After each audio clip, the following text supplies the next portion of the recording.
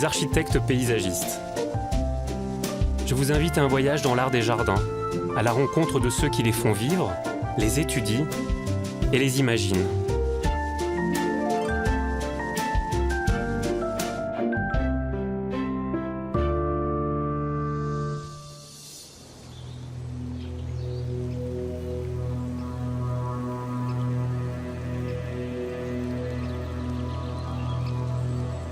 Les brumes humides du petit matin se mêlent à l'odeur d'humus des îles maraîchères environnantes.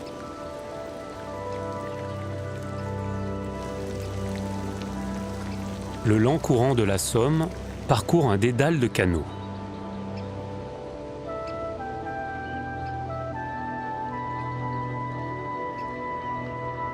Ceux-ci donnent accès à des centaines d'îlots semblant flotter sur l'eau.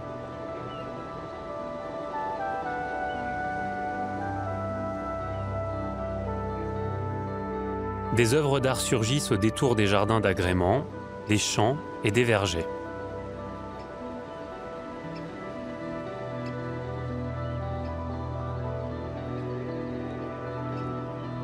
Cet ensemble hétéroclite forme une mosaïque de jardins unique en son genre, où le calme surprend, à seulement quelques pas du centre-ville d'Amiens.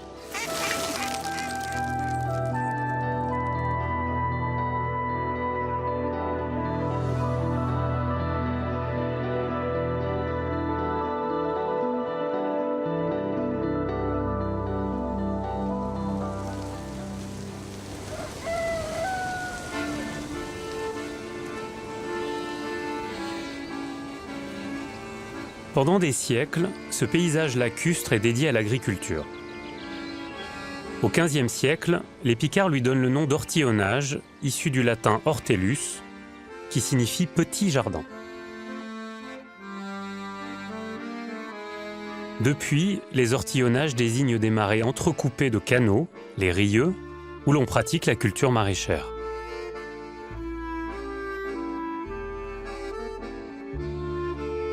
Du XVe au XIXe siècle, c'est l'âge d'or des ortillonnages. Un millier de maraîchers, les ortillons, nourrissent toute la ville d'Amiens, alors en pleine expansion. Les productions s'exportent même jusqu'à Londres.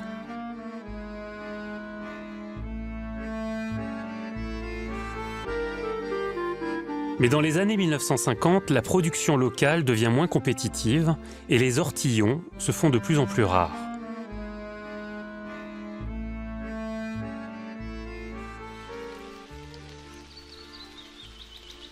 Certaines terres agricoles sont devenues des jardins d'agrément, tandis que d'autres sont abandonnées et enfrichées.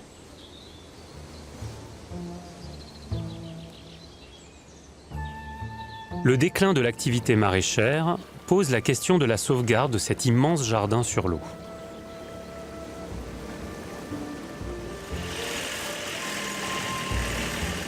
Francis Parmentier est l'un des derniers ortillons d'Amiens. Chaque jour, il transporte son matériel d'une parcelle à l'autre et fait de nombreux allers-retours pour acheminer sa production au port.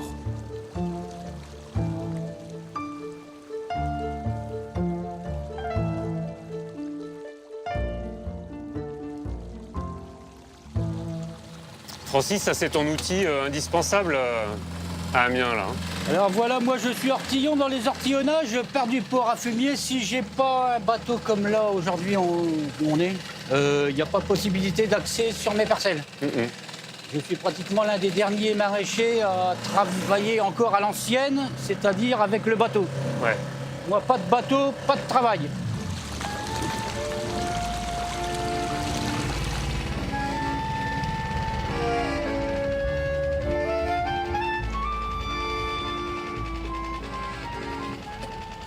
Dans les ortillonnages, aujourd'hui, on est en voie de disparition, si on peut dire. Bon, nous, on a toujours aimé ça. Hein. On est 7 ortillons. Sur 7 ortillons, on est 5 déjà de la même famille. Hein, 4 frères, une sœur. Et puis, donc on a été, comme j'explique toujours, je dis, moi, je suis né dans un chou. À part ça, je ne sais pas ce que je pourrais faire d'autre. Et puis, en étant dehors, il n'y a rien de mieux aussi. Hein. Ouais. Et là, c'est pas possible de faire de l'agriculture intensive. Non, on reste toujours avec une culture assez restreinte. Hein. On ne peut pas moderniser dans les ortillons, on ne peut pas moderniser comme en plaine. Hein. Ça, c'est pas possible. Hein. C'est impossible même.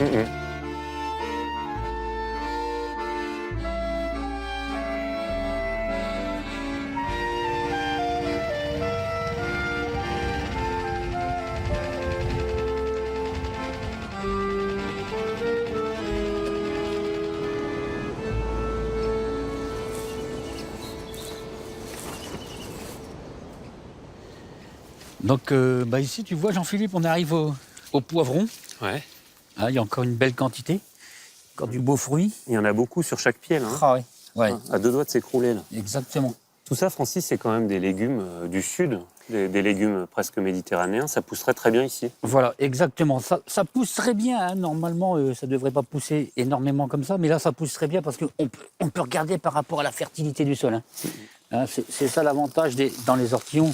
On a un sol Très riche. très riche, très riche. Qui sont bons, l'humus, là. On en mangerait. On en mangerait. Eh oui, effectivement, on en mangerait. Ce qui se produit, c'est que chaque année, hein, pendant la période hivernale, où on a un peu plus de temps libre, hein, on cure les petits fossés. C'est-à-dire que tu vas recueillir de la vase au niveau des canaux, c'est ça? Voilà. Et vous la remontez exactement. sur l'île. Voilà. On la cure des fossés, on fait tout le tour chaque hiver des fossés. On en tire à peu près pour l'équivalent d'1 centimètre, 1,5 centimètre. Et puis on répartit tout ça sur le sol et on mélange tout avec le sol de l'année précédente. Comme ça, ça nous évite d'amener des engrais. Ça nous fertilise impeccable notre sol.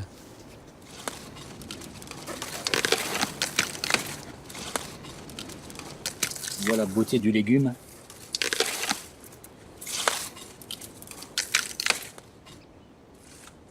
Des poirées, nous surnommés bêtes. Et chez moi, blette. Blettes. Ouais, blette. Là, j'ai cassé un petit peu. Ah, t'attaques direct? Oh,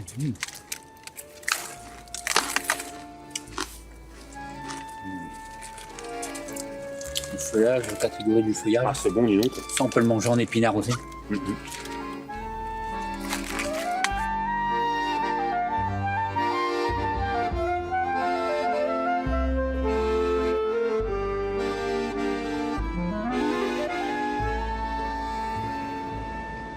Francis, même si c'est compliqué de travailler ici, selon moi, ça doit être aussi extrêmement stimulant.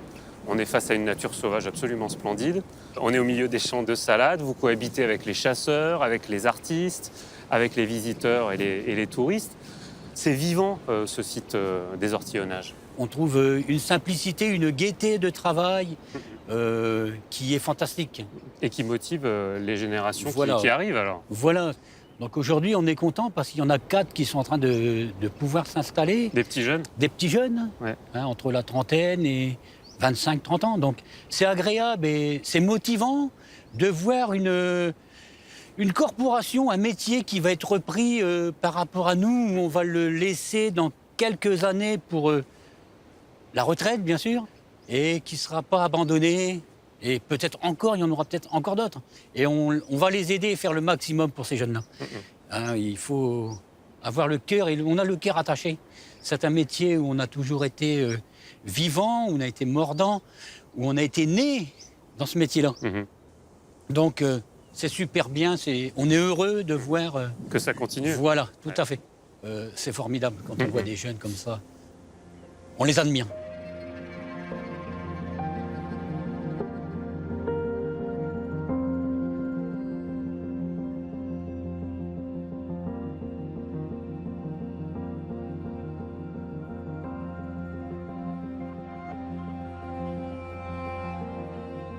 Les ortillonnages s'inscrivent dans les méandres de la Somme, entre les communes de Rivry, de Camont, de Longeau et au cœur de la ville d'Amiens. Ils s'étendent de part et d'autre d'un chemin de halage. Des étangs à tourbes, des voies d'eau et des rieux séparent une multitude d'îlots occupés par des maraîchers, des jardins d'agrément, des parcelles artistiques et des friches. L'ensemble forme un extraordinaire jardin de près de 300 hectares.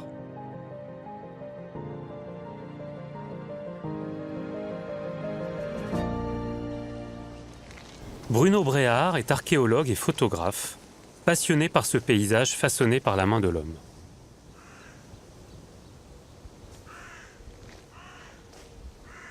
Alors Bruno, qu'est-ce qui fait de ce site un patrimoine unique? C'est-à-dire que les aménageurs, on peut les appeler comme ça, des ortillonnages, ont trouvé là, dans la moyenne vallée de la Somme, très large, où le débit de la Somme est relativement lent, ils ont trouvé là des conditions géohydrologiques et topographiques intéressantes. Les ortillonnages, on pourrait dire que c'est un vaste potager, mais pour être plus précis, ce sont les marais de la vallée de la Somme qui ont été transformés en terre en culture, en terre fertile. Les cultivateurs, enfin les ortillons, eh bien, amenaient leur production au marché, sur l'eau, au pied de la cathédrale, en descendant le cours de la Somme. En se laissant porter par le courant. Tout à fait. C'était plus difficile pour remonter. Donc c'était assez logique d'être en amont. Tout à fait, absolument. Alors on sait comment ils s'y sont pris pour transformer ces grands marais en une multitude d'îlots cultivés? Alors ça, le mode opératoire, on ne l'a pas. Ce que l'on peut dire, c'est que ça nous permet de comprendre le paysage et d'affirmer tout de suite qu'on est en face d'un patrimoine historique et non pas un patrimoine naturel, comme c'est souvent écrit encore aujourd'hui. C'est que ce paysage a été façonné par des générations de tourbiers, puis de maraîchers, d'ortillons.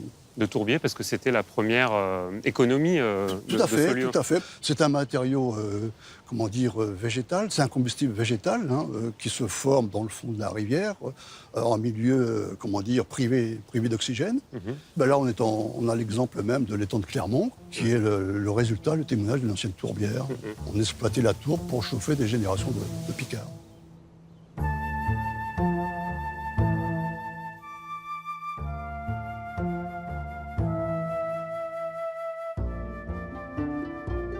Un travail colossal est mis en œuvre pour creuser 65 km de canaux et surélever les terres. Depuis, les berges nécessitent toujours une surveillance et un entretien constant pour éviter que les terres ne retournent à l'eau. Traditionnellement, les maraîchers assuraient cette tâche.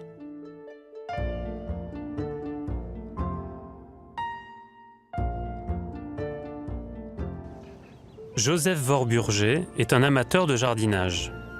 Il a appris la technique du plaquage auprès d'un ancien maraîcher. Il l'utilise une fois par an pour protéger les berges fragiles de son potager. L'outil quand même principal, c'est celui-là, là. Ah oui, c'est la drague. Moi, j'appelle ça la drague. J'arrive à l'attraper. Oh, j'y arrive pas. Il faut tourner en même temps. Ah, c'est-à-dire, je fais quoi, là? Montre-moi. Allez, là. J'ai déjà fait une bêtise, c'est ça? Oui, déjà.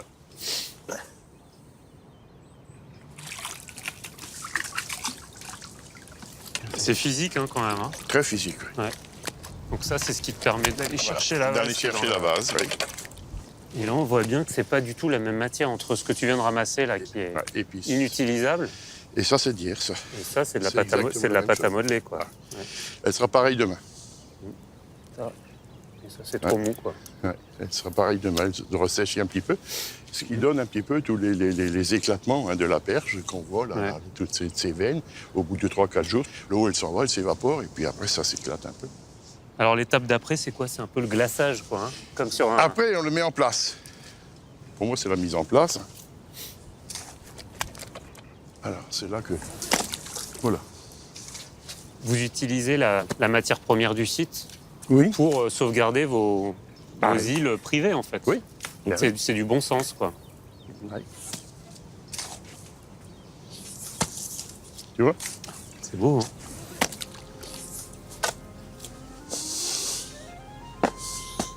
Ouais, si c'était trop sec, ce serait ingérable, en fait. Là. Oui, c'est sûr. Ah, c'est beau. C'est génial,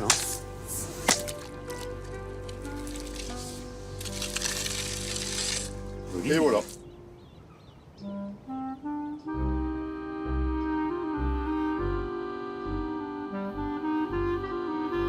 Avec le déclin du maraîchage, la technique traditionnelle du plaquage disparaît lentement. La nécessité de réfection des berges, pour maintenir les terres émergées, mais aussi la circulation dans les canaux, a contribué à la création de l'Association pour la sauvegarde et la protection des ortillonnages. Elle s'adresse aux maraîchers et aux nouveaux propriétaires qui ont transformé les terres agricoles en jardins d'agrément. Jacques Lelier en est le président. Jacques, est-ce que vous pouvez nous expliquer le phénomène qui fait que les berges sont si fragiles? C'est l'érosion, vous avez des ramusqués, vous avez... Alors l'érosion, c'est quoi l'érosion? L'érosion, c'est la terre qui... c'est les berges qui s'affaissent. Voilà. Au contact de l'eau, en fait. Voilà, bien sûr. Et puis attendez, vous avez des vagues thermiques, Ouais. Vous faites des vagues, moteur. Donc il y aurait des bateaux. Salut. Bonjour. Il y a les ramusqués, ils font des trous, comme il y a beaucoup. Vous avez l'érosion naturelle, c'est-à-dire les arbres, les racines qui poussent. Alors quels sont les procédés pour les maintenir, ces berges, pour les cintrer? Cette année, nous enfonçons des piquets en acacia. Imputrescible. Voilà, c'est pour ça qu'il est utilisé d'ailleurs, à la limite de terrain. Vous avez une grille en galvanisé, vous avez du géotextile avec une planche en chêne, et on est parti pour 20 ou 25 ans. Oui, c'est ça. C'est vraiment l'intérêt de cette technique, en fait, avec les planches et les piquets en acacia. C'est de permettre en fait, aux propriétaires de maintenir leurs berges facilement et pour longtemps. En fait. Oui, et puis de rentrer dans leur surface. Imaginez que tout s'affaisse et qu'on ne fasse rien. D'ailleurs, c'est un des soucis qu'on peut trouver. Et ça redeviendrait marée.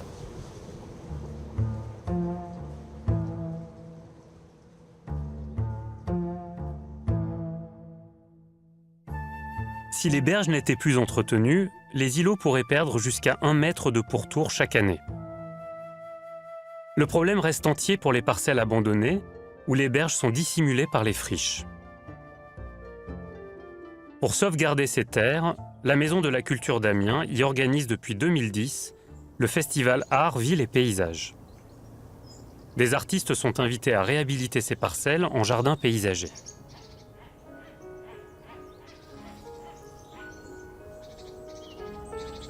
Nathalie Vallée est coordinatrice du festival.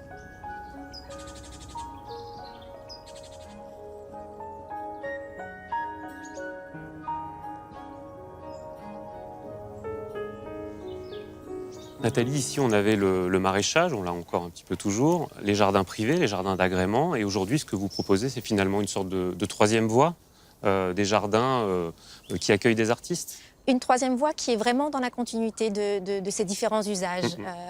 Certains artistes vont proposer des jardins potagers, d'autres vont proposer des jardins qui sont plus aussi à usage d'agrément, où le public peut s'asseoir dans des transats ou être à fleur d'eau sur des bancs. Toutes ces propositions se regroupent, sont loin d'être antinomiques, mais c'est vrai que c'est aussi une façon décalée de revoir ce paysage. Donc il s'inspire des maraîchers, il s'inspire des jardins d'agrément et puis il s'inspire de la nature quand même. L'œuvre, à chaque fois, que ce soit le jardin ou les installations plastiques, se fait vraiment en fonction du site qui est autour. Là, on est sur une parcelle où il y a beaucoup de bois. Tous les bois qui ont été trouvés ici ont servi à travailler ce nid, par exemple. C'est à chaque fois l'environnement qui décide aussi du projet artistique. C'est vraiment un aller-retour entre le site et le projet. Ici, on travaille le cadrage. Ouais. On nous rappelle qu'on est quand même dans un lieu où les oiseaux ont leur mot à dire. Absolument. Et puis, on traverse une zone de sous-bois pour nous rappeler que ces zones de sous-bois font aussi partie de ce lieu. Avec en fait. des plantes de sous-bois. Ouais. Et c'est vrai que ce projet a permis aussi à de nombreux Amiénois et de gens venant de plus loin de redécouvrir aussi cet endroit. Ils en ont entendu parler, ils sont venus quand ils étaient enfants, mais c'est aussi se réapproprier un endroit qui est proche de la ville, proche de leur histoire familiale. Et donc c'est pour beaucoup une redécouverte.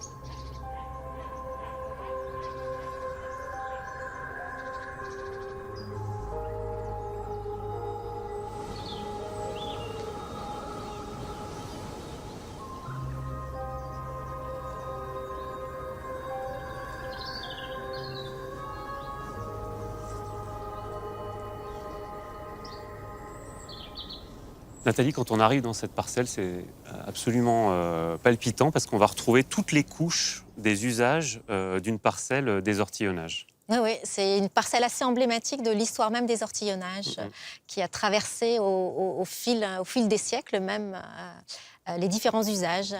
Et c'est pas par hasard que les paysagistes On choisit. L'ont investi, l'ont choisi, puisque c'est un ancien verger. Cette œuvre-là s'appelle la sphère nourricière. C'est évidemment un hommage à la fonction nourricière des ortillonnages, du travail des maraîchers. Elle a été voulue, pensée par 3 jeunes paysagistes, Marie Brejon, Manon Bordé-Chavannes et puis Johann Lakowski. Ils ont voulu faire un inventaire un peu des différentes techniques de culture possibles, qui sont exposées dans des jardinières. Dans des petites jardinières faites de saules tressés, avec des petits panneaux, des panneaux à vertu pédagogique aussi. Comme par exemple les lasagnes, qui permettent en fait de créer des conditions de culture sur des sols où on n'a pas de terre. Absolument. C'est des couches de compost, de carton, de matière organique, pour refabriquer un sol de toutes pièces.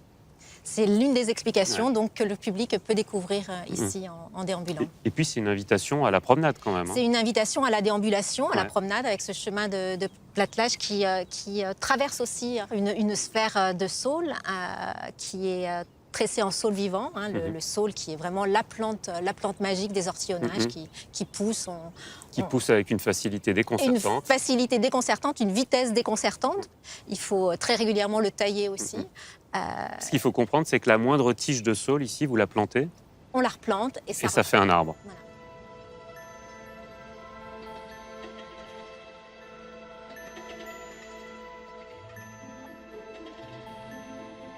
De l'exploitation de la tourbe au jardin paysager, les ortillonnages se réinventent sans cesse.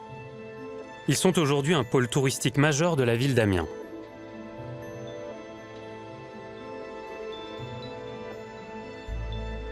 Si l'urbanisation galopante des années 70 menaçait le site, notamment avec le projet d'une autoroute, la communauté amiénoise reconnaît aujourd'hui la valeur exceptionnelle de ce poumon vert en pleine ville.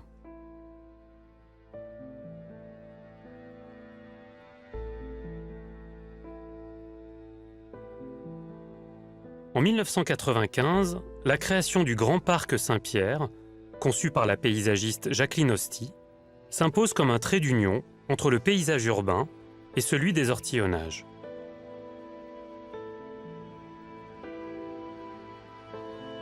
Des passerelles relient le parc d'un côté avec le quartier Saint-Leu et de l'autre avec l'embarcadère pour des visites guidées sur les canaux. Depuis la ville, le parc offre ainsi une porte d'entrée vers les ortillonnages qui deviennent le prolongement d'un parcours de promenade et de loisirs.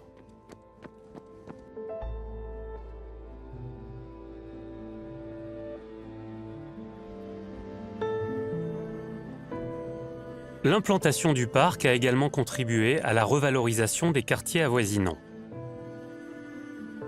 Les maisons qui autrefois tournaient le dos aux ortillonnages et aux chemins de halage sont dorénavant mises en valeur. Thérèse Rauvel est architecte et urbaniste à Amiens. Thérèse, cette perception bucolique des ortillonnages à Amiens, que tout le monde partage aujourd'hui, n'a pas toujours été la même. D'où la nécessité de dialoguer entre les différents usagers et surtout de cohabiter. Dialogue et cohabitation absolument fondamentale. C'est plus qu'indispensable. Si les ortillonnages sont visités au même titre que la cathédrale d'Amiens, la cathédrale nécessite un entretien, on va dire, tous les 100 ans. Les ortillonnages, c'est un entretien constant. Ce n'est pas un monument historique figé, c'est un monument historique vivant. Mais pour entretenir 300 hectares d'une mosaïque de parcelles avec des centaines de kilomètres de rieux à entretenir, eh bien là, c'est aussi du labeur. Le problème que posent les ortillonnages en tant que paysage fragile aujourd'hui, c'est qu'il faut inventer demain. Ça veut dire conjuguer l'intérêt et les efforts de l'ensemble des propriétaires, des communes concernées, mais aussi de tous les usagers, pour s'entendre sur un minimum commun de gestion, de façon à ce qu'au minimum, les fossés, les rieux soient maintenus en état pour que l'eau s'écoule. Alors quels sont les enjeux pour les ortillonnages à Amiens ? Il faut aussi inventer les ortillonnages de demain, des nouveaux usages, et des usages qui conjuguent la nature et l'urbain, la nature et la ville, un grand mythe des urbanistes. Et là, ce n'est pas un mythe, c'est une réalité. Néanmoins, et c'est ce qui est très stimulant pour moi en tout cas, et je pense pour un certain nombre de professionnels et d'usagers, c'est que l'avenir des ortillonnages est bien devant nous. Mais il est aussi en nous et en nos capacités de l'inventer, de le réinventer et de le transformer. Néanmoins, pour l'entretenir, c'est tous ensemble. Après, on peut rêver chacun pour soi de sa parcelle d'ortillonnage et de rêve.